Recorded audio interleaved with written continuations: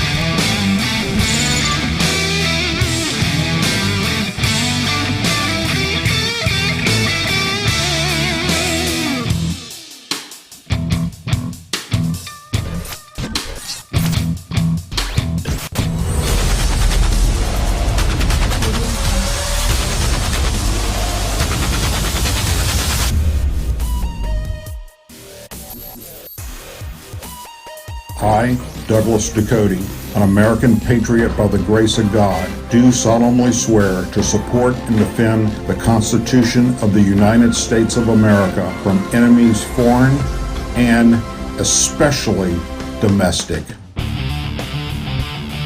Hello, American Patriot, and welcome to another episode of the Douglas Ducote Show. It is Friday, and I hope that you're going to do something this weekend that's going to involve around your family, your children, if you have them. Make up something. Go outside in the backyard, play with the kids, pitch a tent, do something, because most of the world right now is on lockdown, especially here in America. So whatever you're going to do, be safe, follow the rules, keep your hands washed, and keep that distance between yourself and other people that may be infected with the coronavirus. And that is our top story tonight, obviously. I'm going to give you our stats right now, and this is changing so rapidly. It's just amazing. But when I printed this out, the world stats at the moment are 590,594 confirmed cases of the virus, with a total deaths of 26,943 people, and 130,865 that had the virus have now recovered from the virus. So in the U.S., we just went over 100,000 confirmed cases today. Total deaths, 1,544, and only 862 people have recovered from the coronavirus. We went over, let me repeat that, 100,000 cases today. It is rapidly increasing. Speaking of 100,000, and now America having the most cases of any country, Hillary Clinton, remember her? She was, Bill Clinton's wife, the former Secretary of State, former First Lady, ran for president many times and was the worst candidate you could ever put up against anyone. Well, she came under fire because she thought this would be a great time to joke about the president. Former Secretary of State Hillary Clinton was blasted on social media Friday for her swipe against President Trump and the growing coronavirus outbreak in the U.S. when she said he did promise America first, and then she tweeted that out. Well, that's great, you insensitive bitch. There was no reason for you to say anything like that, and this is why you're not president of the United States. What a... Yes, indeed, Miss Clinton. You're lovely every time you jump into the scene of things. The $2 trillion stimulus bill has been approved. The president has signed it, and most everyone in Congress is happy, with the exception of AOC, because she's still pissed off that it does not include illegal aliens getting a check. Those in America that aren't American citizens getting a check. Well, that would be socialism if you did that and gave it to everybody, and that's something that we fight against, and that's something we don't want to have happen here. And speaking of socialism, socialized medicine across the country, which we know does not work, we don't want here. Why do we have the most people recovering from this virus? Well, because we have the best medicine, we have the best doctors, the best nurses, the best systems in place.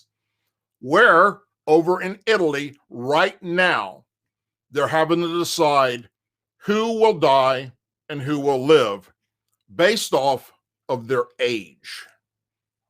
That is correct. And that, my friends, is what Bernie Sanders would like, a socialized medical system here in America. Thank God we don't have that. Currently, right now in America, if an 18-year-old has coronavirus and an 80-year-old has coronavirus, and they're both sitting side by side in an ER, they're both going to get treated the same. But that doesn't happen in places all over Europe and all over Central and South America, for that matter. Everywhere there's socialized medicine. So let's talk real quick about the stimulus bill. The president said, I want to thank Democrats and Republicans for coming together and putting America first. Trump said during the Oval Office signing. Of course, then, obviously, I just told you what Hillary Clinton had to say about that. Trump marveled in the magnitude of the aid package as he pinned his name on the legislation. I've never signed anything with a T on it, Trump quipped, for the trillions of dollars new spending.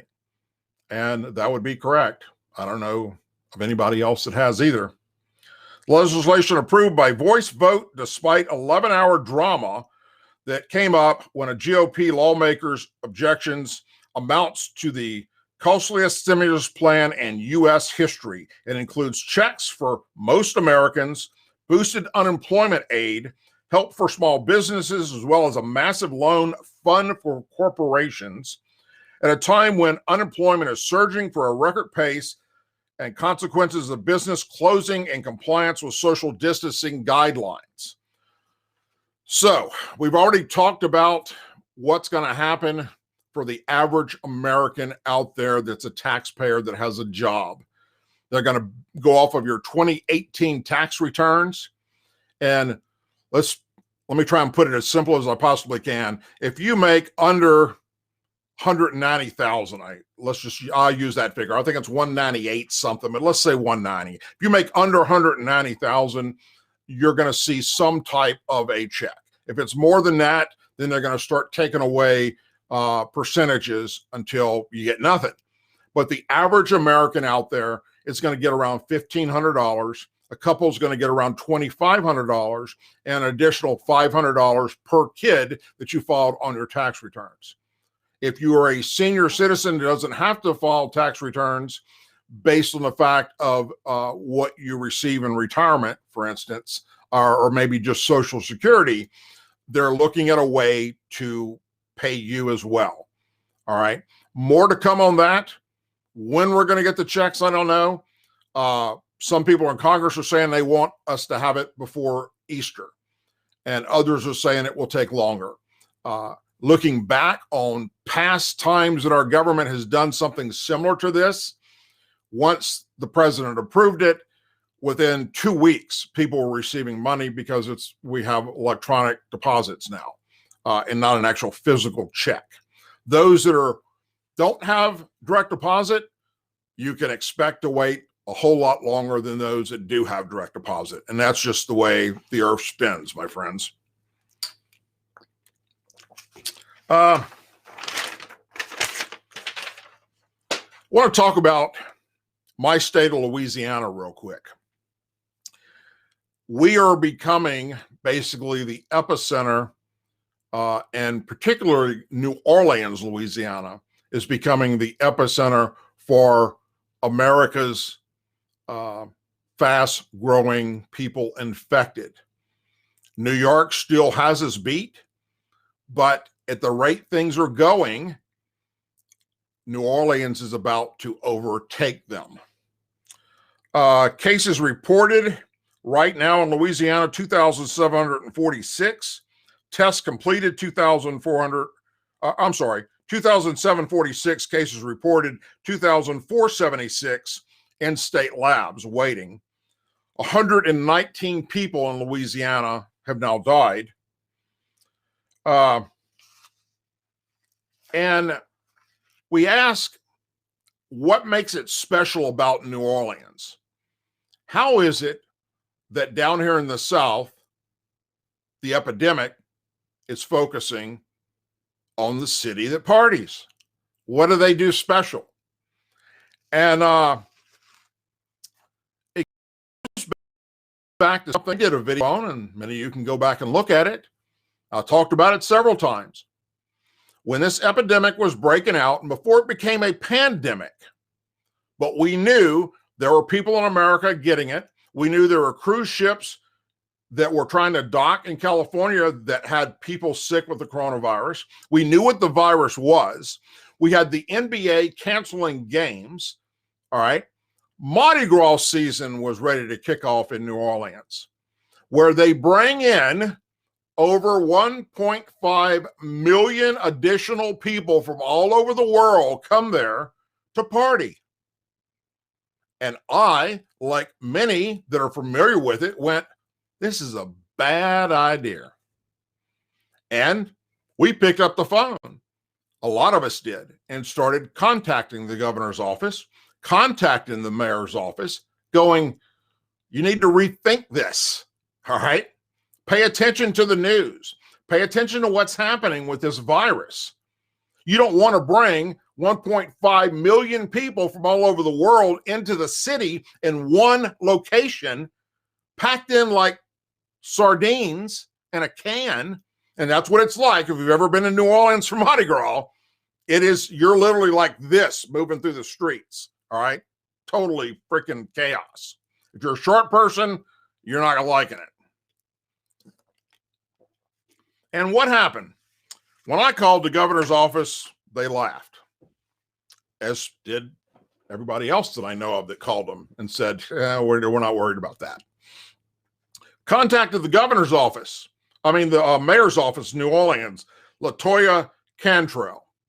And they said, do you realize how much money this city has put out and the state has put out for Mardi Gras, and how much we will lose if we did something so ridiculous as canceling this? Don't be spreading conspiracy theories. That's the type message I got back. And I went, whatever, but you're making a big ass mistake.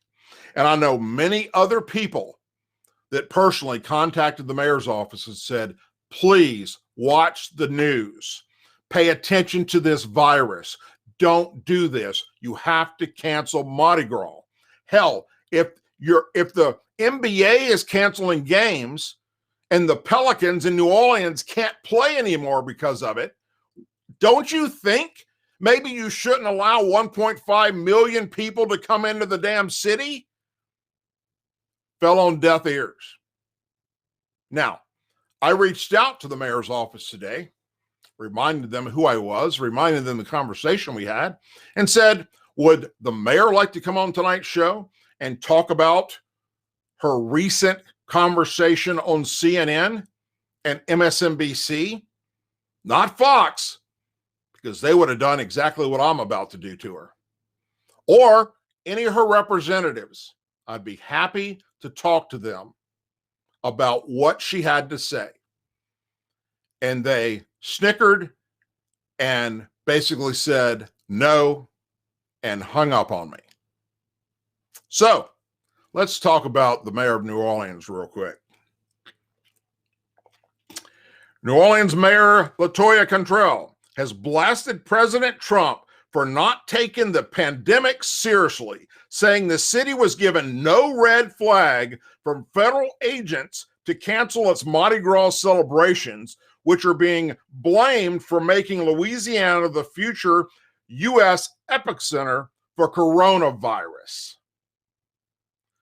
The mayor's office declined to come on tonight's show. This reminds me how the Democrats like to put the finger on everyone else. This reminds me of another Democrat mayor in New Orleans. Let me think. Ray Nagin, during Hurricane Katrina, when he failed to step up and evacuate the low-lying areas, knowing in advance that New Orleans is below sea level and it requires a system of pumps around the city to keep it from flooding. And if any of those pumps went down, you're screwed. So after the Ninth Ward flooded, after the water breached the levees, in many places levees burst open, who does he blame? He blamed President Bush for not telling him to evacuate the city, not giving him federal resources to get the people out, when other local officials in New Orleans were already planning to evacuate the city. Knowing damn good and well the governor's going to order it, they were getting buses lined up. Every bus that was available anywhere near New Orleans was being lined up and put in parking lots ready to evacuate people out of that city. And every one of them buses went underwater because none of them got used. The mayor did absolutely nothing. Kind of reminds me of this crazy ass woman who wants to blame everybody else for her failures. Authorities have warned of the eerie similarities between New Orleans spike and coronavirus cases after Mardi Gras and Philadelphia's surge in Spanish flu back in 1918. Held a huge parade with 200,000 people, and 16,000 of those people died from that Spanish flu outbreak because they all came together and spread it to each other.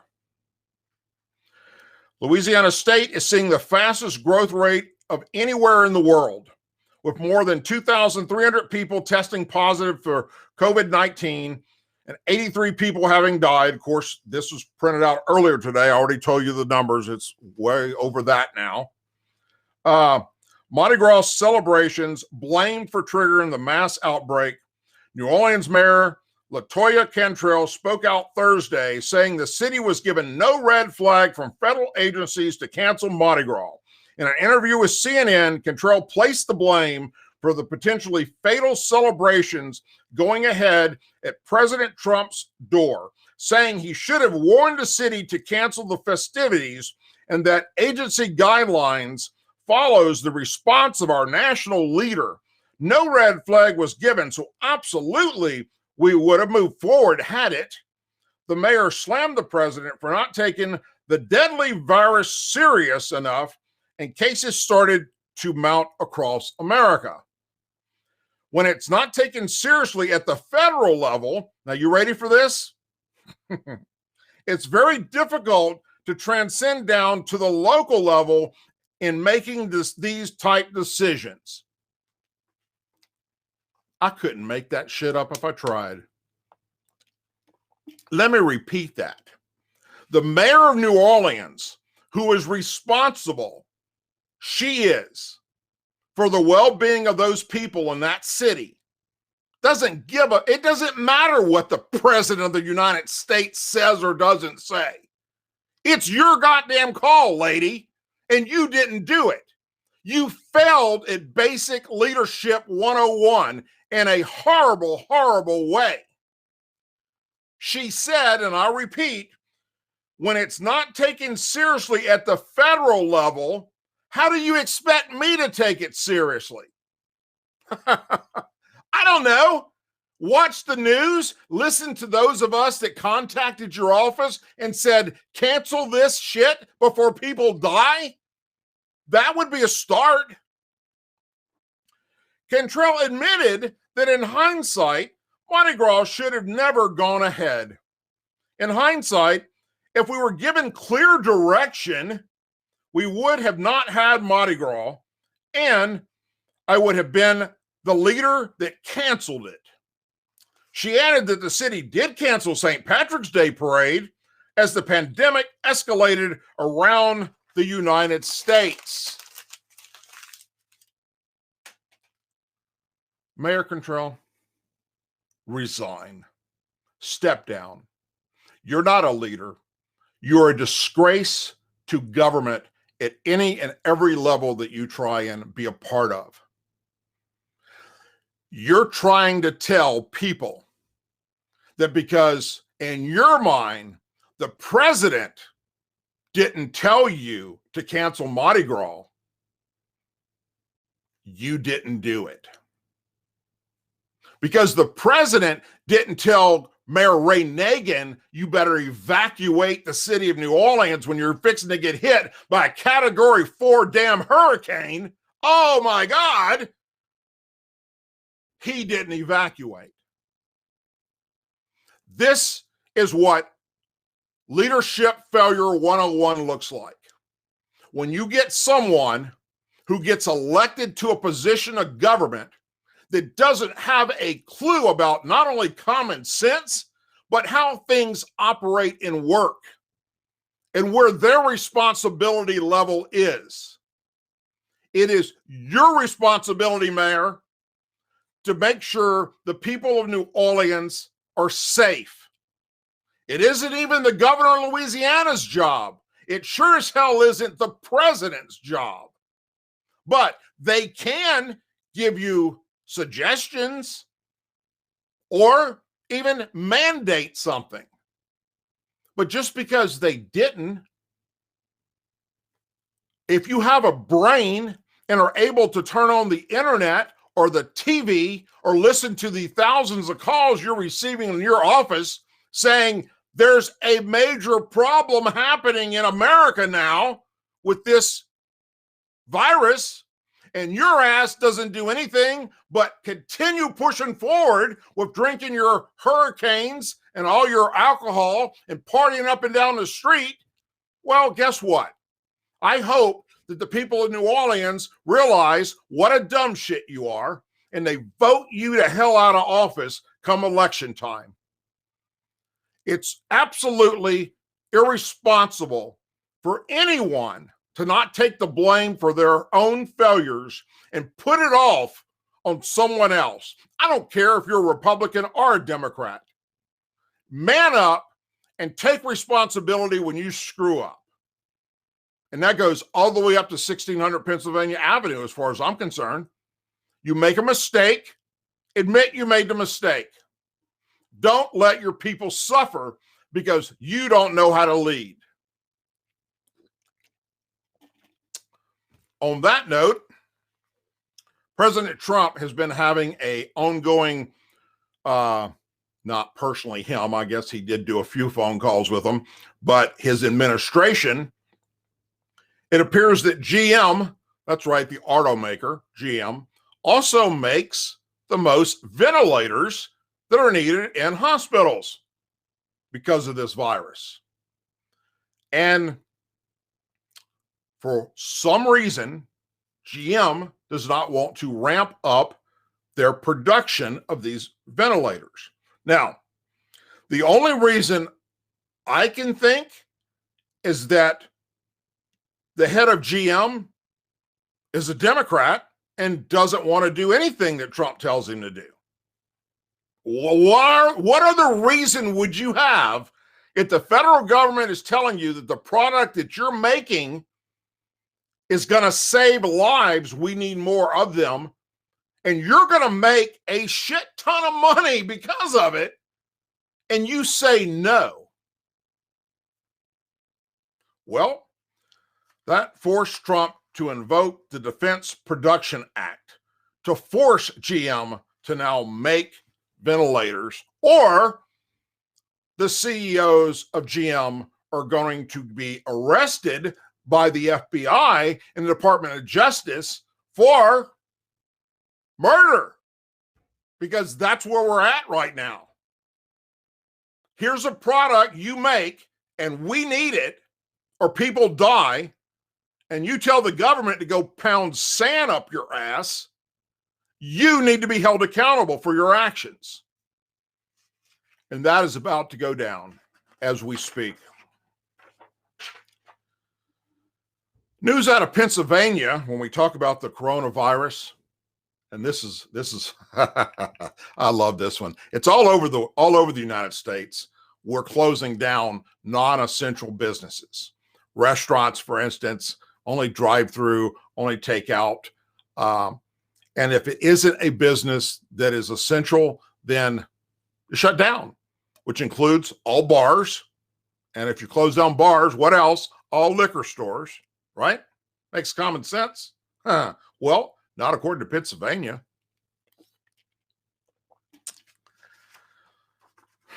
The closure of 600 wine and spirit stores across Pennsylvania last week has raised concerns about health problems resulting from the blanket shutdowns prompted by the governor, and asked him to revisit this decision.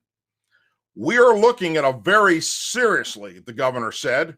I'm trying to understand the thinking of other states. On one hand, this can be considered a non-essential function. On the other hand, this sometimes gets to be a health issue for those with a substance abuse disorder, meaning alcoholics, meaning that if you close down the bars and the liquor stores, alcoholics are going to go into withdrawals and could die. No shit, that's what they're saying in Pennsylvania. Well, what about the drug addicts?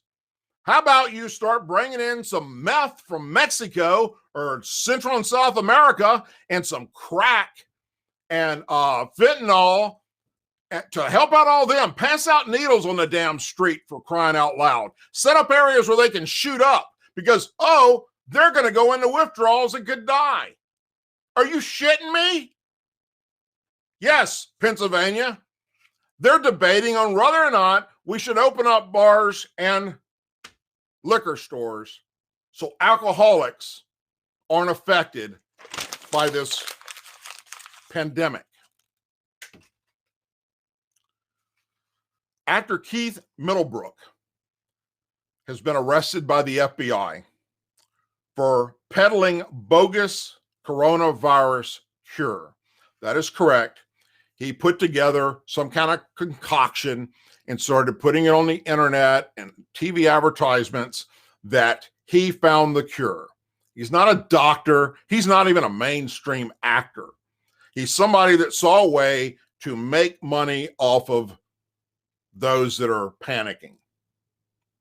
Now, the FBI has officially arrested this man and he is in custody. And that's great. And he should be. But let's step back for a second. Department of Justice, how about every day on national TV, especially on Sundays, when you have these televangelists selling miracle spring water. It's going to cleanse your soul and allow you to be welcome to the heavens with God when you pass. It's going to cure you of cancer. It's going to wipe away all your sins.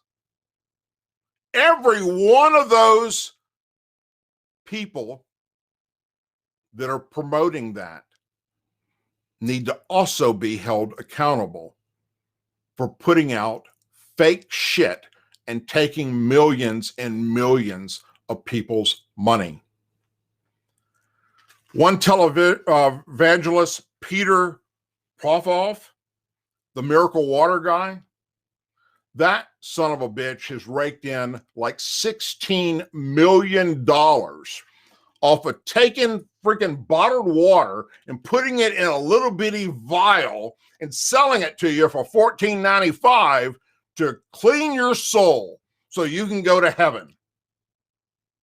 While we're at it, what about all the psychic hotlines where people are call in for $2.95 a minute and you're going to talk to a psychic that's going to tell you exactly what your future holds?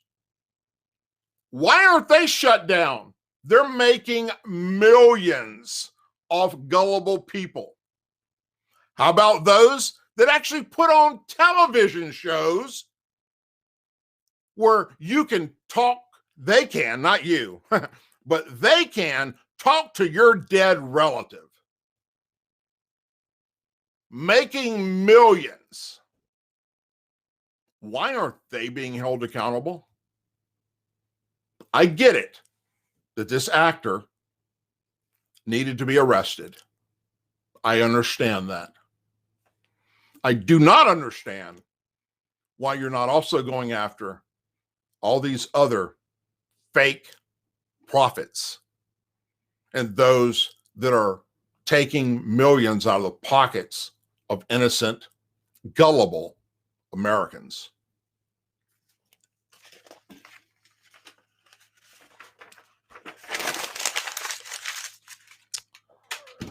You know, a lot of people are pointing the finger right now at President Trump about, at least Democrats and liberals, about his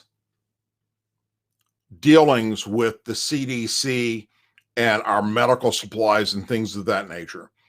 And CNN has reported and MSNBC has reported how he has cut the budget really, really bad and taken money out of their pockets, which is what's causing a lot of the problems we're faced with right now in our medical community. Even Joe Biden, who was the vice president for 8 years under President Obama, has come out slamming Trump, saying he took away money from the CDC. Well, let's talk about that for a moment, shall we? The Obama administration repeatedly throughout the 8 years cut hundreds of millions of dollars in funding to the Center for Disease Control on their yearly budgets. Although Vice President Biden doesn't remember that. Of course, he doesn't remember who his wife or daughter is if they're standing in front of him. We saw that on national TV. Numerous Democrats, including Biden, have falsely claimed that Trump slashed the CDC budget, and Biden has suggested that he would never pursue similar cuts. Those claims have been proved to be absolutely bullshit. And we know factual information right now that the Biden administration, let's just look at fiscal year 2013 budget, Biden and Obama. The administration sought a total funding level of only $5.9 billion for the CDC, or $5.69 million cut from the 2012 budget, bringing it down to $6.46 billion. In fiscal year 2015, the Obama administration wanted a $414 million cut over the several years, and again in fiscal year 2017, the Obama administration looked to eliminate $251 million in CDC funding.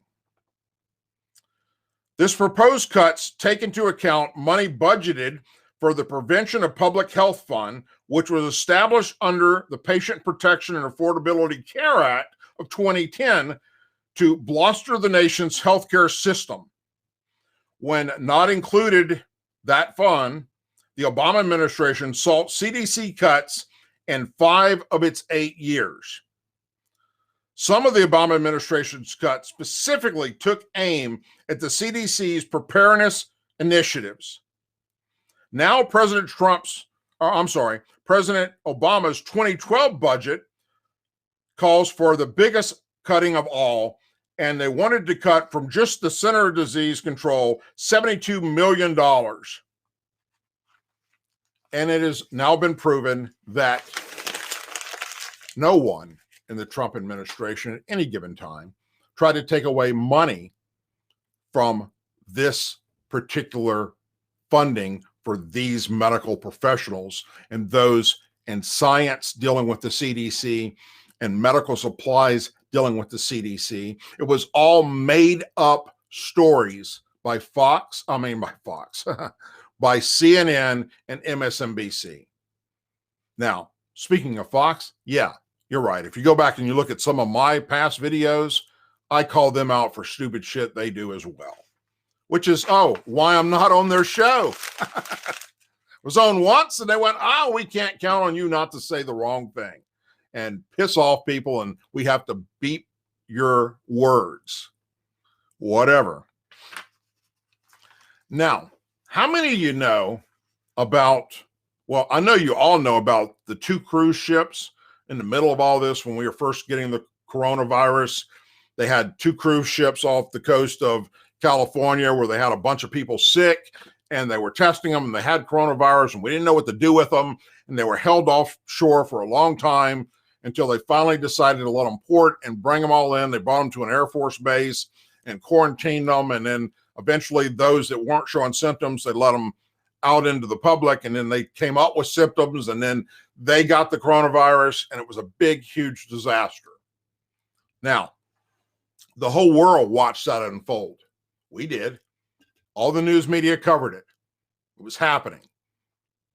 People in cruise ships are like this, thousands of people on a boat going out partying, and all it takes is one person with the virus, and it spreads throughout the whole damn ship. So, have you heard much about the cruise line since then? Nope, you don't. Well, let me explain something to you. 4 dead on Carnival-owned cruise ship aimed new coronavirus outbreak on board. That is correct. The cruise ship industry is still doing this. And dumbasses are paying to get on a cruise ship with a bunch of other people from all walks of life in America and go out to sea and in other countries.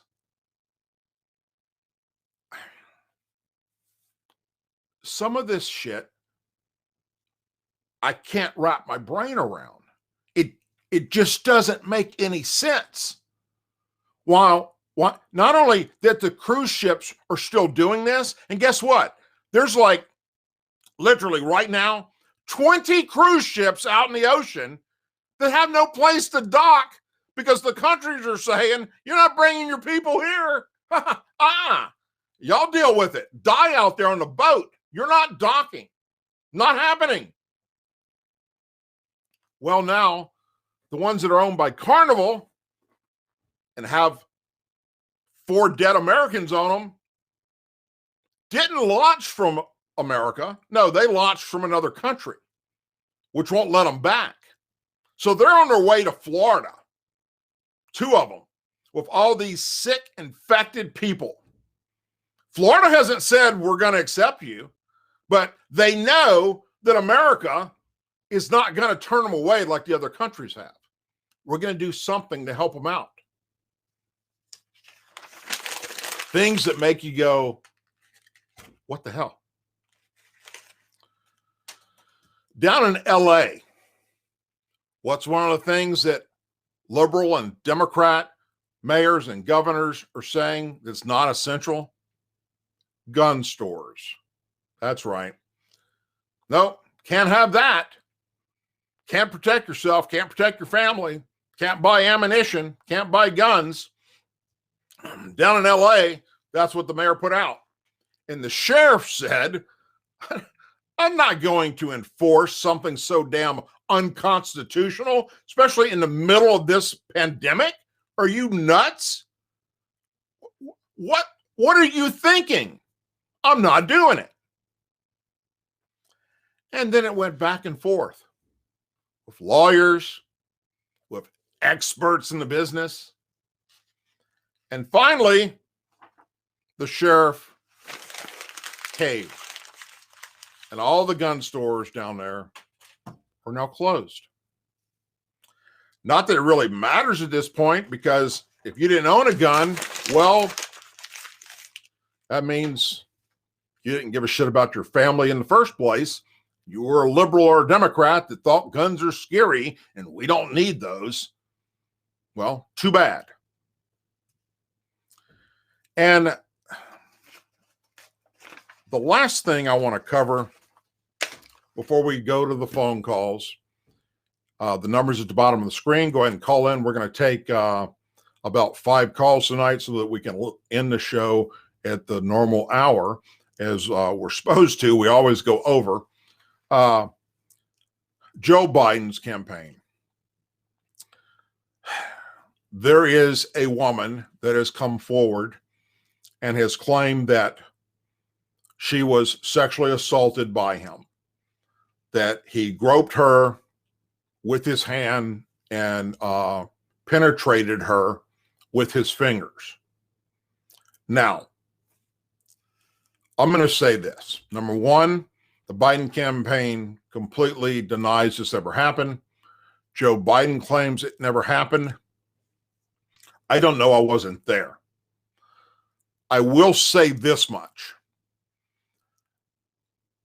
I can't help it, but to look at what happened here recently when an appointee to the Supreme Court was accused by all these people of doing horrible things to them back in high school and in college with absolutely zero facts to back it up, and waited all these years and didn't say shit. Now, I don't know that that's the case with this woman or not. But Democrats, if you're going to parade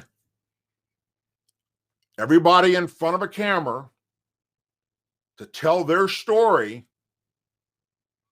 why aren't you doing it with this woman? CNN, MSNBC, seems like you'd want to hear from them. You wanted to hear from everybody else that had anything to do with the Republican that supposedly did something sexually wrong, but not with one of your own. Goes back to absolute incompetence on a level that is pathetic and sad with our news media and the Democrat Party. With that, I'm going to bring on my producer real quick. We'll take a few of your phone calls, and then that'll be a wrap for tonight's show. Dustin, how are you, my brother? Wonderful, wonderful, man. Just hunkered down in the bunker. I was putting in the chat. We've got 3 more call lines open. So let's jump to the first 2 calls. I can't see your name. I don't know if it's Turbo from Los Angeles County, New Mexico, calling about the gun stores. You are on the line with Douglas Ducote on the Douglas Ducote Show. Hello, how are you? Hello. Yes, sir. Can you guys hear me? Yes, we can. Oh, cool. So Sorry, just a little change. Name is Turbo9308. I like to keep my real name confidential, if that's okay. Sure. And I ain't calling from Los Angeles County. I'm calling from Los Alamos County, New Mexico. Okay. Just a little quick clarification. So I'm a little excited. This is my first time calling your show, sir. I've been watching your show since last year. I'm quite enthused over here. I'm kind of shaking like a leaf. I've been watching you for a while, and I do find it absolutely insane of how what this country has become ever since 2015, and it absolutely terrifies me. I'm nearly in my 30s, and it terrifies me of what this country has become, because this is not the country I was hoping to see when I reached adulthood when I was a kid. And it's absolutely insanity of how upside down, inside out, morality is being thrown out the window. I like to say so much, but I know there's other people in line, and I like to, keep them in mind in good respect. Yeah. Look, I get it. I understand exactly how you feel. And it's the same way that many American patriots feel, as well as those who serve, that are veterans that serve their country in the military, looking back at what's happened to us. And it is a direct relation of where we're at today is the far left liberals infiltrating our society and screwing up our kids and indoctrinating them into America's bad.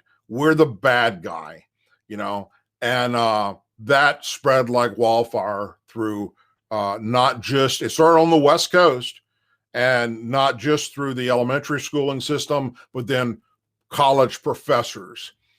And the average person today coming out of college, especially in places like California, Oregon, Washington State, New York, Massachusetts, they look at us as no better than any other country. And that we're actually thumping our chest, let's say, for wanting to put our hand over our heart for the Pledge of Allegiance or salute the flag. So I get your frustration. Thank you for your call. You are not alone. There are many of us that feel the exact same way. Be safe out there, brother. Yeah, and I'd just say, as someone raising kids now and being the last generation to not grow up with the internet in my pocket, and Doug has told a story about this with his own daughter. It's, you guys as the parents, man, you have to look at the internet, social media as a tool. It's unbelievable that Doug could broadcast from Lake Charles and I could be here in Nashville. And 3, 4, 5 years ago, this kind of technology was not affordable. We wouldn't be able to afford to buy the production software.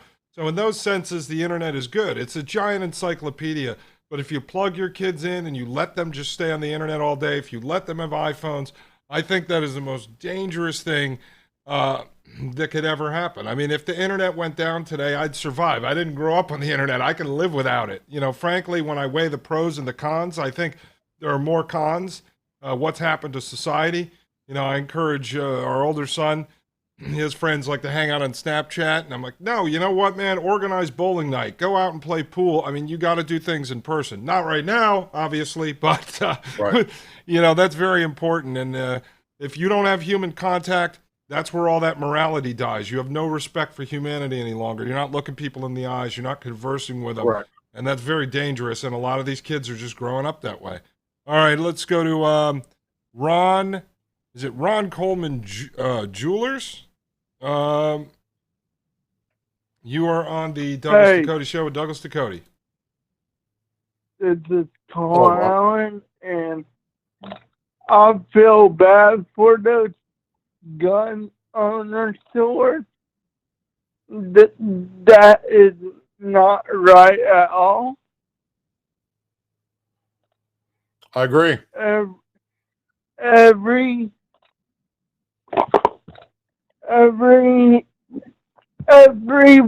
needs to think about what everybody is doing nowadays. I agree 100%, and it's not right what they're doing with the to the gun stores, and it's not right what they're doing to the Second Amendment in general. And many other Americans feel the same way you do, and hopefully, in due time, we can get that rectified when we take back the House, keep the Senate, and 1600 Pennsylvania Avenue. Thank you for your call, brother. Be safe. Yeah, and I think I know who that is. You've called a couple times, and you've also sent me some emails.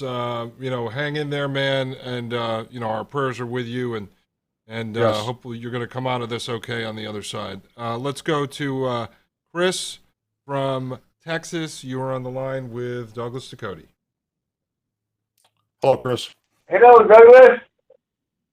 Hey, Douglas, good. How are how you doing? Doing good. How are you? Hello.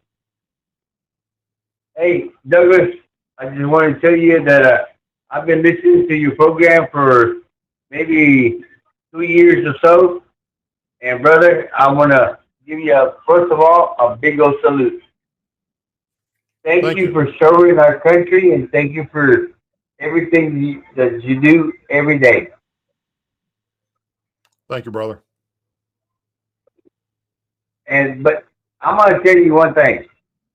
I'm a independent contractor here in the state of Texas, and I was worried about them giving us this big old shutdown. But you know what? I'm not shut down. I'm working every day.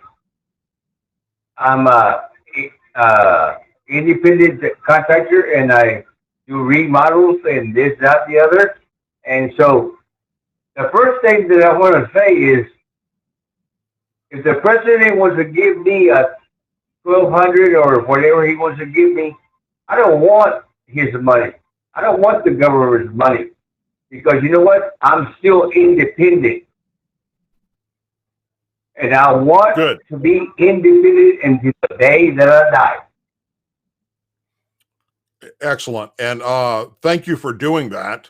And I completely understand that feeling.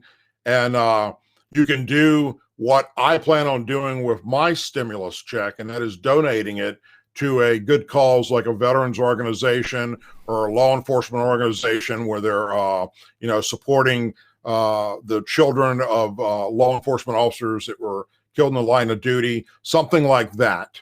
You can donate that money to, and that's a very, thank you. Yeah, thank you for bringing that up and for being so upfront about that.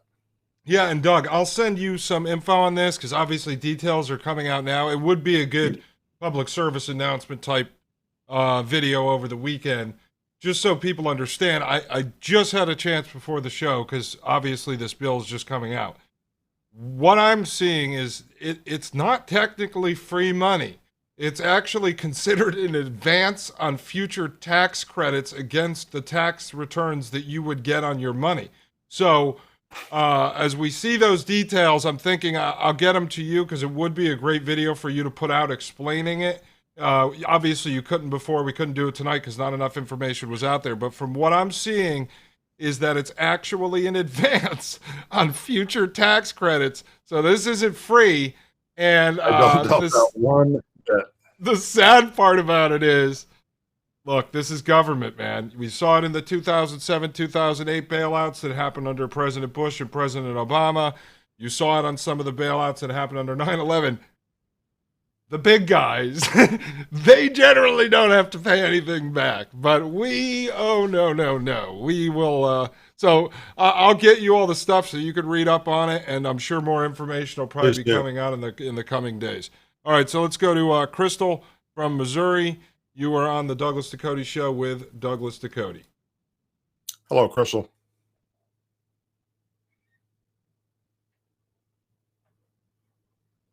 Hello, Crystal. Crystal, are you there? All right, we're going to drop that. We'll go to, I don't know if it's Mercedes in Florida calling about the Second Amendment. You were on the Douglas Ducote Show with How Douglas are you Ducote. doing, Staff Sergeant? Doing great. How are you doing? I'm breathing. They in Florida, I don't know if it's the same in other states. In Florida, when they passed those stupid red flag laws, they started taking veterans who were on the caregiver program and started asking them if they had guns in their home. And they're not even asking the veteran, they're asking the caregiver. My son is my caregiver. Now that this is going on and they're starting to close all of these stores, they're starting to say even more that they're going to take my son off of the caregiver program if I do not answer that question.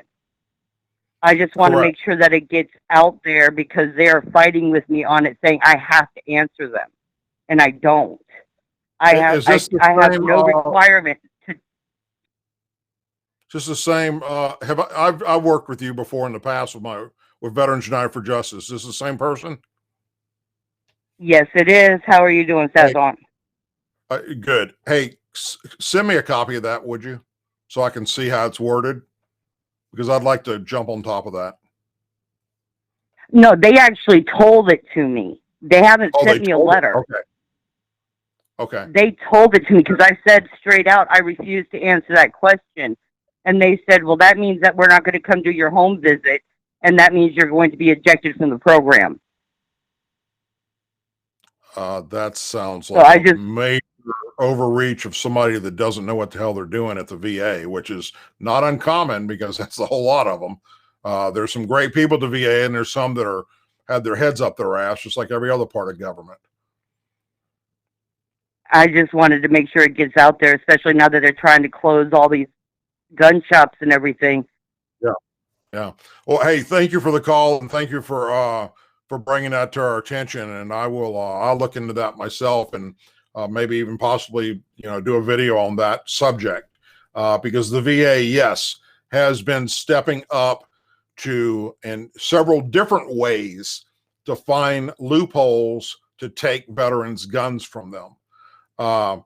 So there's more to come on that. But thank you, and I'm glad to hear your voice, and I hope you're doing well. I had to buy my own electric wheelchair, and they refused to refund me for it. But I'm tired of fighting that battle. Oh, Jesus! All right, well, hang in there, young lady. And thank you for your service. All right, so let's go over to Wayne from Chicago. You're on the Douglas Ducote Show with Douglas Ducote. Hello, Wayne. Hello, Douglas. Thank you for your service, sir. I just wanted to put a quick call in and thank you for bringing the news that you do, the truth, and, big fan of the show, and just wanted to thank you personally and appreciate all that you do. Thank you very much, man. I do this for you guys. I can think of 1,000 other things I can be doing in life besides this, but this is helping me fulfill my calling to continue to do things to help out my fellow man. After retirement, it was like, I can't just sit here and do nothing. I got to do something. And so this is what I do.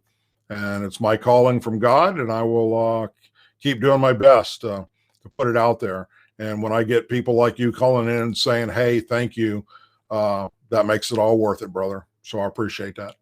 All right, we're going to just go to the last two calls, and we'll wrap this up. This is, I think it's Ben from California. You're on the Douglas Ducote Show with Douglas Ducote. Oh, no. Hello, Ben. Hey, how you doing, Doug? How you doing, Dustin? Wonderful. Doing good. How about you guys hear me? Yes. Yeah. Doing good. Well, how about you? in the time of all this social distancing, go find out your neighbor. Go find out if he's elderly. Go find out if they have everything they need. Stop panicking. They are not going to take away our guns. We had more people buy guns in the last month than Obama could ever do. That's true. That's true. That is a fact, Jack. Yep. Hold on to your faith. Love your wife. Love your family. Reach out to people, and this too shall pass. But I have a really good idea of how to shut off Corona, and I got the cure and I got the vaccine for it. Stop listening to the news. Stop listening to the numbers they're giving you. They're all inflated. Most of the tests are false positives. I haven't seen one person drop dead yet in the street. All I see is the government giving out money to people and dishing out money. They're robbing us blind right now. And the dollar is in danger. Our economy is in danger, yes. We will make it back. You know, and don't be afraid to say hi to your neighbor and build a community. And that's what makes America America. I agree. And we need to be more proactive in growing our community and being a part of this is our getting community. out of hand, Doug. It's getting out of hand. Yeah. I agree. I see agree. people On the same note, we do have a problem, and I tell you that from personal experience with family members that are doctors that are dealing with this right now as I speak. So it is real. It does exist. Is it to the degree that they claim it is? I can't tell you that it is. I can just go by the numbers that the CDC has given us.